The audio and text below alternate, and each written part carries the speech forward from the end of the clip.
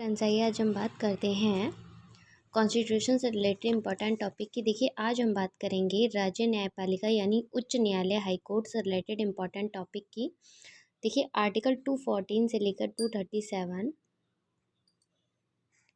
में इसकी बात कही गई है। राज्य न्यायपालिका राज्यों के उच्च न्यायालय व उसके अधीनस्थ न्यायालय से मिलकर गठित होती है। उच्च न्यायालय का जो गठन है आपका आर्टिकल 216 के अकॉर्डिंग होता है। न्यायाधीशों की जो नियुक्ति व पद की शर्तें हैं, पूर्व में क्या थी? सुप्रीम कोर्ट के मुख्य न्यायमूर्ति व राज्यपाल के परामर्श से इनकी नियुक्ति होती थी। वर्तमान में क्या है? राष्ट्रीय न्यायिक नियुक्ति आयोग की सिफारिश पर इनकी जो नियुक्ति है, ठीक है, और 62 वर्ष तक अपना पद धारण कर सकते हैं। अब देखिए, जो पद त्याग होता है वो किस अकॉर्डिंग होता है? राष्ट्रपति को संबोधित अपने हस्ताक्षर से अपना पद त्याग कर सकता है।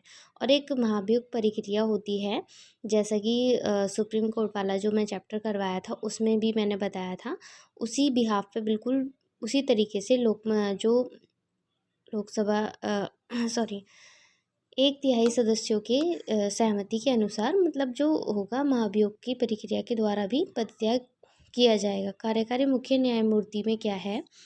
संविधान के आर्टिकल 223 के अनुसार हाईकोर्ट के चीफ जस्टिस जो मुख्य न्यायमूर्ति होते हैं, उनका पद खाली होने पर अन्य न्यायाधीशों में से किसी एक को दे दिया जाएगा। भाई देखिए, सिचुएशन ऐसी होती है कि जो मुख्य न्यायमूर्ति हैं उनका पद खाली है, तो उनके जगह पर जो अन्य न्यायाधीश होते हैं उनको किसी एक को दे दिया जाएगा। आर्टिकल 217 के अकॉर्डिंग न्यायाधीशों की जो अर्हताएँ हैं, मतलब योग्यताएँ हैं कि वह भारत का नागरिक हो, राज्य क्षेत्र से कम 10 वर्ष तक कोई न्यायिक पद धारण कर चुका हो और हाई कोर्ट में 10 वर्षों तक अधिवक्ता रह चुका हो।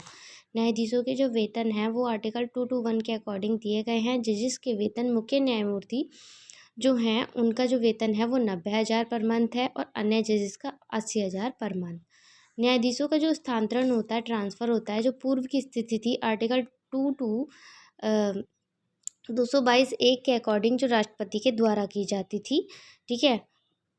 आज भी वर्तमान स्थिति यही है, उसके उनके द्वारा ही की जाती है आर्टिकल 222 सबक्लॉज 2 के अकॉर्डिंग।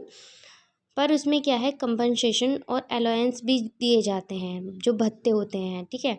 हाई कोर्ट की जो अधिकारिता है वो अभिलेख न्यायालय, वर्तमान हाई कोर्ट की अधिकारिता, अधीनस्थ कोर्ट की अधिकारिता, लेख संबंधी अधिकारिता, ये 4 अधिकारिताएँ दी गई हैं।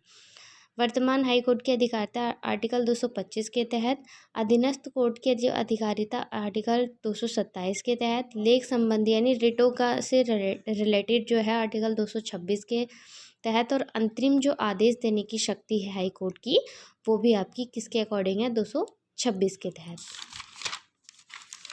चलिए, थैंक्स।